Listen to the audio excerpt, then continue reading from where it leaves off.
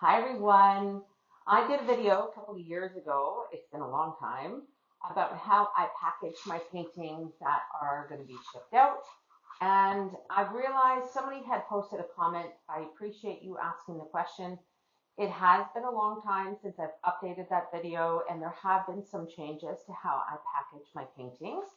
So I wanted to give you a little bit of an insight on how I do that now, because I do think it's a little bit more cost effective and it might benefit you all. So stay tuned.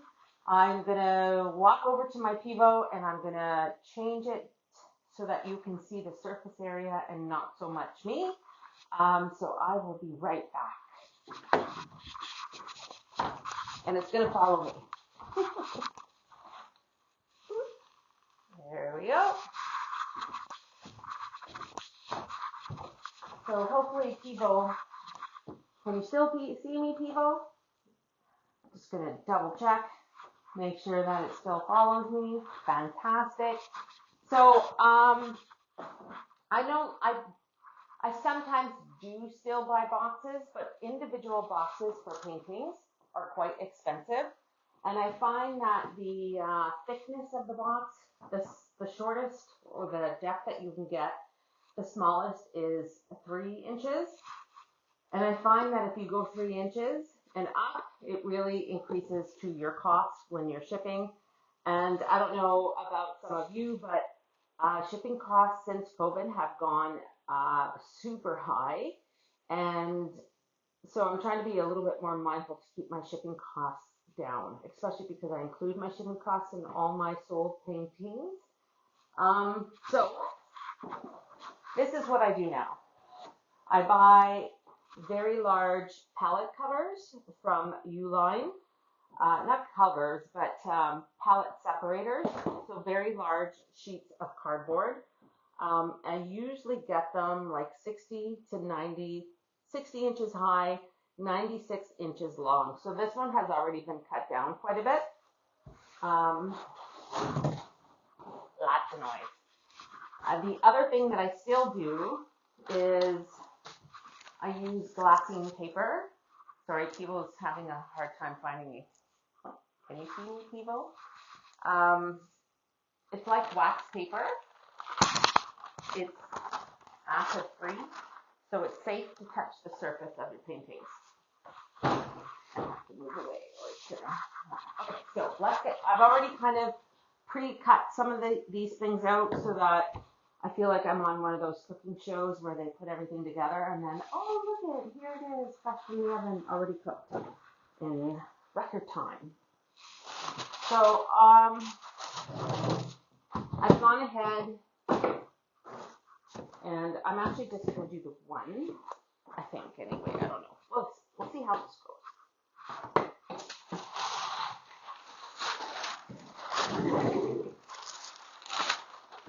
I've pre-cut my glassine paper already. And what I do, this is my painting. It's sold. It's off to Seattle. Yay. I just got new postcards that I got in the, I ordered new ones for this upcoming show season.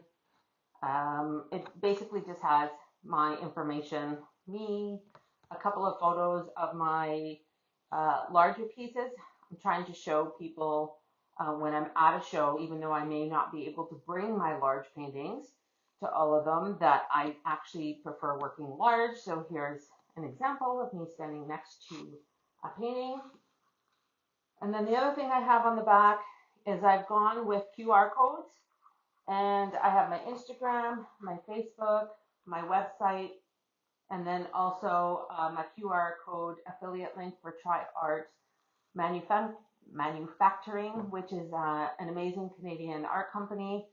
They make all their paints there. They have canvases, non-stick painting palettes. They have a ton of stuff, a whole bunch of mediums. And they graciously gave me an affiliate link. So every time you shop using my link at packageart, you are supporting me as an artist. You're supporting a Canadian company. And you are also going to receive 10% off your first order. So I'm also including that in my package, and then just a little business card here, a tiny version. Throw that all in, and then the fun begins.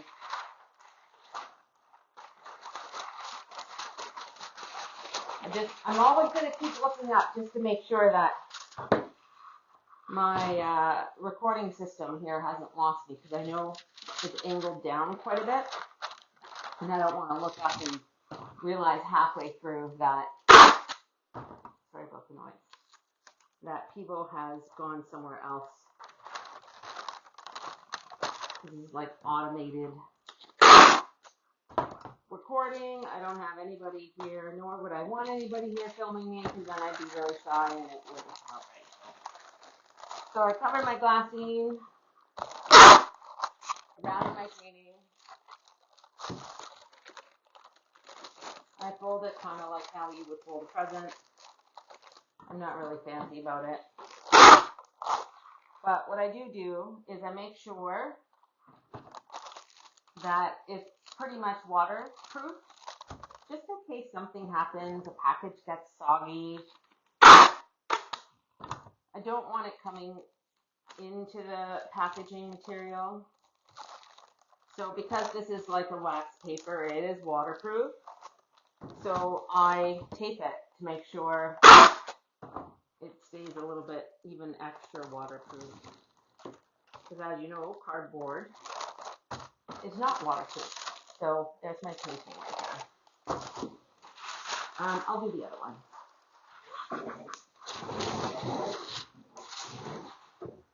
This is a 12 by 12. It sold the other day, and it's off to Guelph, Ontario. So exciting for that one. I love that piece. Again, she's going to get the postcard and my little business card.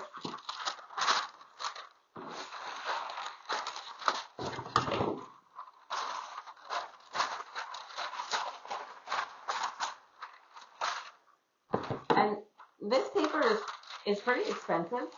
I also get this at Uline.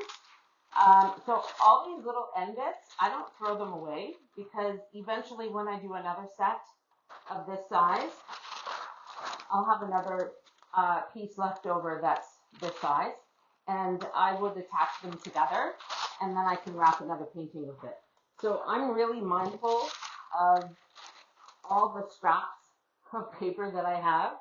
I don't throw them away. I save them, and I save on my pocket. Sorry. I save on the environment, on wastefulness.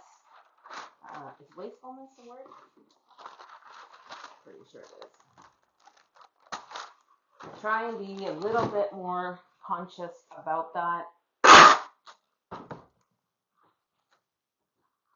because there are a lot of things that I have to use that's probably tough on the environment. And so wherever I can be conscious of it, I am. And that's the other thing I love about packageart, is they have, they've incorporated into their company a lot of reusable stuff or repurposed things so that they don't go into the landfill. And I think that's really amazing.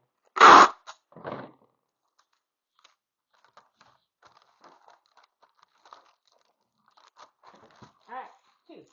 Doesn't take long. And so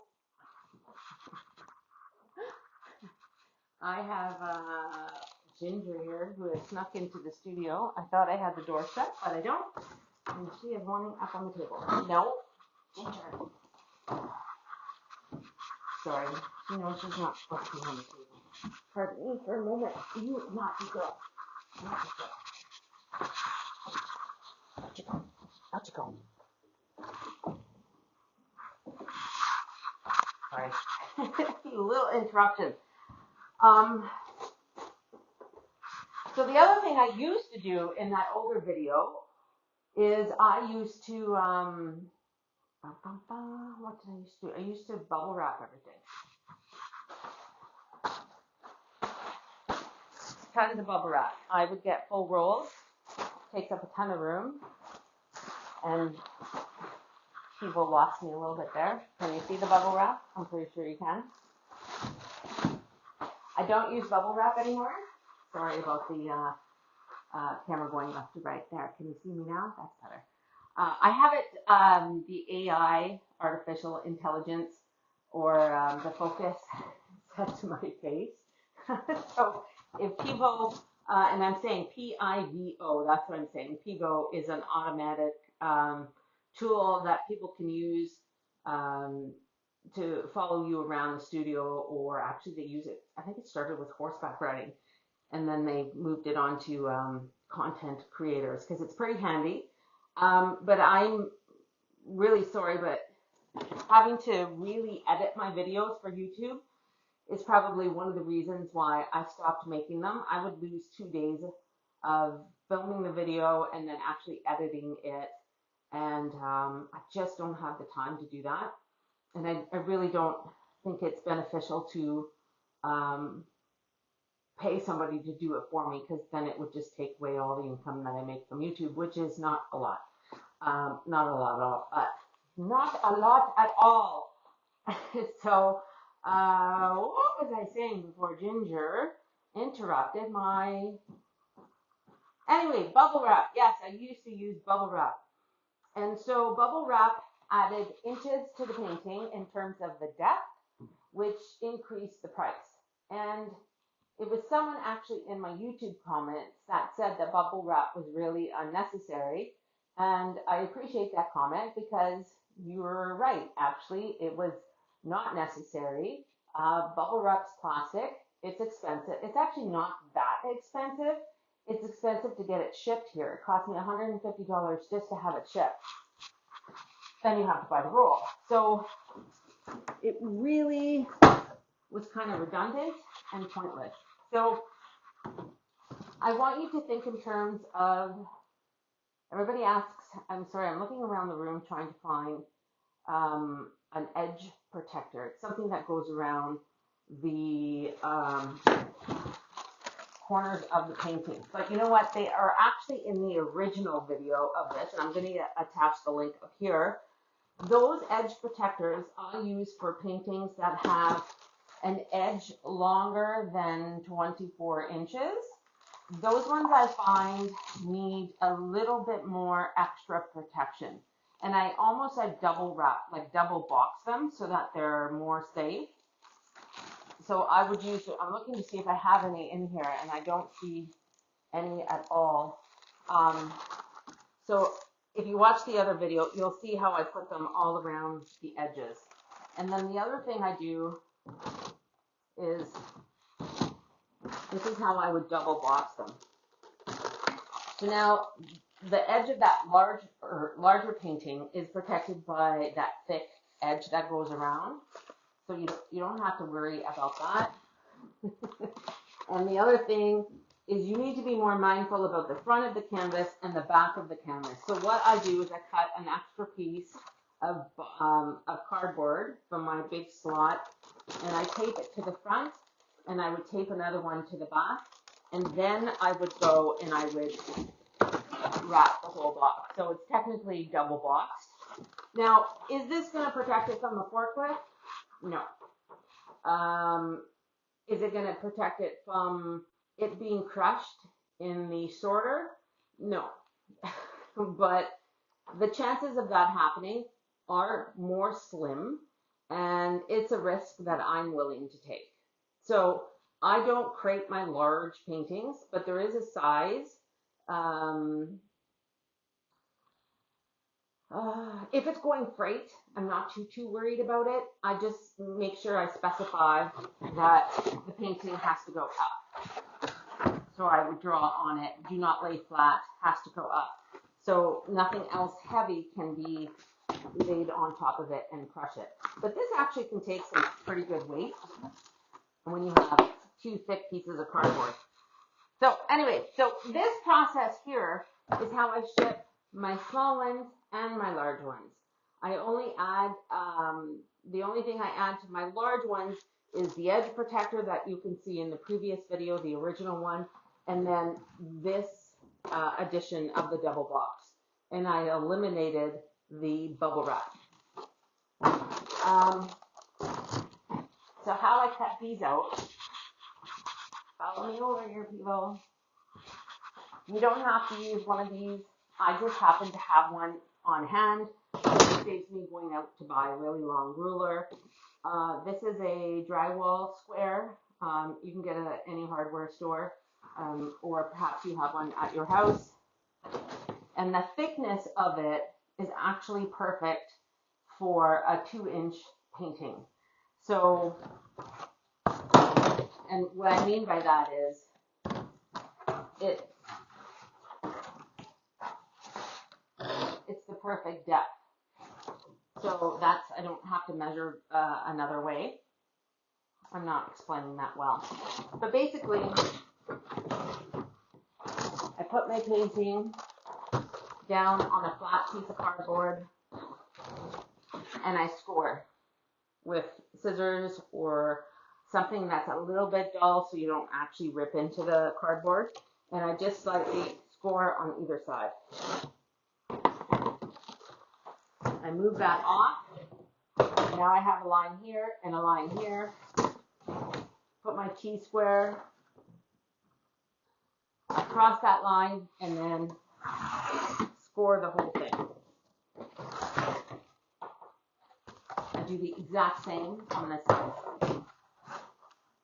Measure it up. Well, actually I already did the line. And then do that. Straight across. So the edge, I need to leave, excuse me, I need a lip on the end. So I take the width of my T and I score it.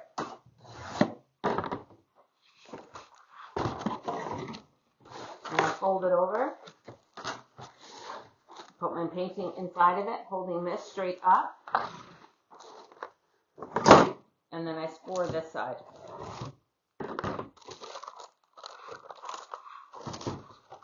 Then I take my key and I make the line all the way down because I didn't get the extra flats. And then I fold it up. I use this again to measure for my next fold.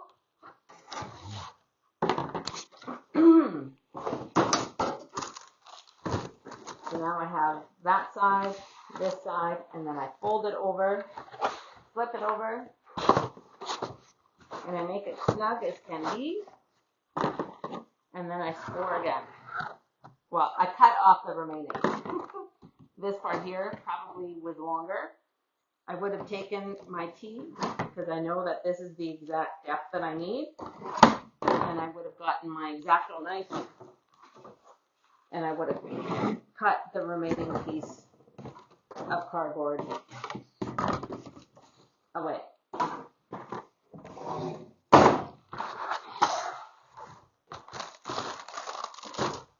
So before I cut these little bits, I fold everything over. I make sure that everything is nice and foldable. Makes it easier. And then I go and I cut. I guess I don't need to do the special effects. I cut. I don't want to cut it twice. Cut. I do the same into the side. Cut. And what I'm cutting is on either side of where the foldovers are, on both sides. So pop my painting in. I usually put it this way, face down. Lift it up.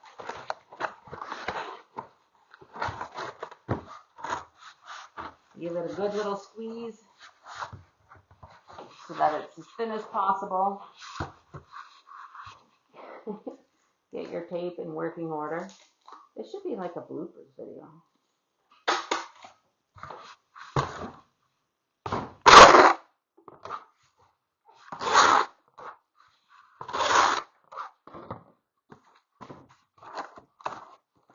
then you push the tabs down.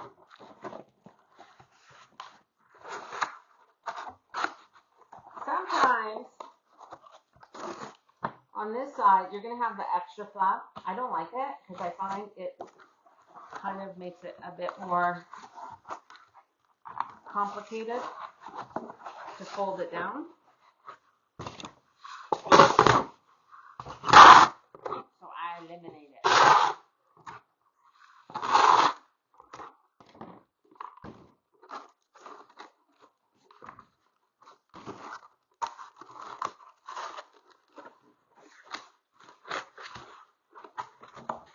If my box is big enough where I can actually fold it in, then I just leave it.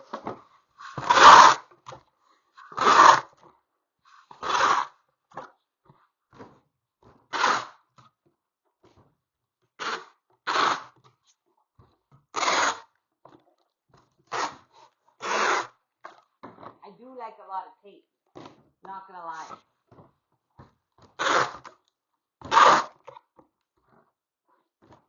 And I always like, wherever the foldovers are, I like one piece of tape this way and that way.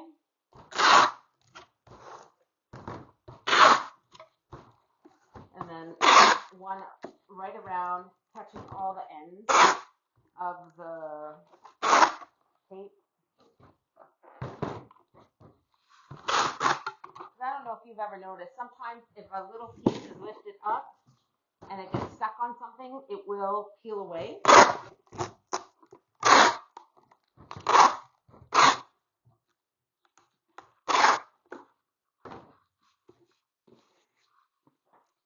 Package painting.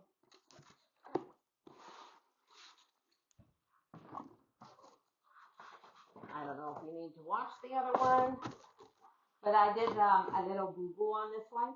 Sometimes I forget there's two different ways to do it. You can lay your painting straight in the center of it, and then you do the same cuts and same scrapings all around. Fold up, fold up, fold all the edges up. Look at that thing, it's like perfectly balanced. I'm trying to get it out of the way. Where the fold happens in the middle of the painting rather than on the edge. I don't know if I find a difference really. I think in this one maybe I feel I need to use more tape. Keep that flap down. I'm not really sure. But I at least wanted to show you both options. It doesn't have to be perfect. Like, I mean, you're just looking for safety, right? You want that box to get to your client in one piece, and you not have to pay $400 for it. So sometimes my boxes are not exactly square, and big deal.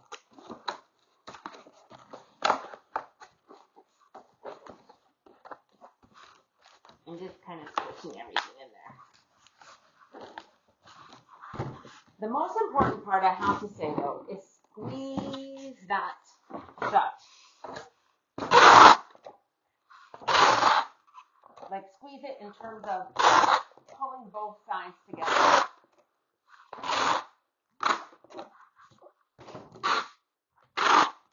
I could work at a packaging station at this point in my life.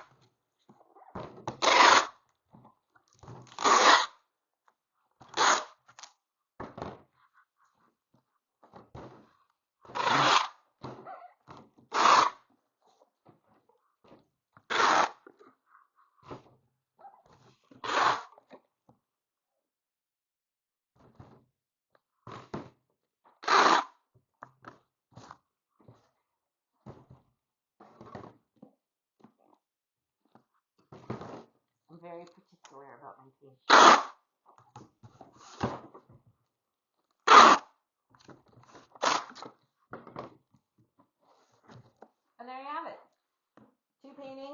packaged up safely, ready to go off to their new homes. And I was able to make a YouTube video for you all and not have to edit. So please excuse all the little interruptions and a bit of the shaky pivo and Ginger coming in and disrupting my whole packaging thing. So I'm going to try and be very mindful to try and do at least one video for YouTube a month. It does get overwhelming. I'm trying to keep up with my Instagram subscriptions as well. So I have to do a video for them also later on today. In that subscription, I go a little bit more into not my process, but the process of painting, the process of marketing, being a full-time artist, the business side to it. So it's a little bit more in depth than what I post here at YouTube, but I hope you enjoyed this video. I hope this helps in packaging your paintings and keeping that cost down to a minimum. So take care. Bye.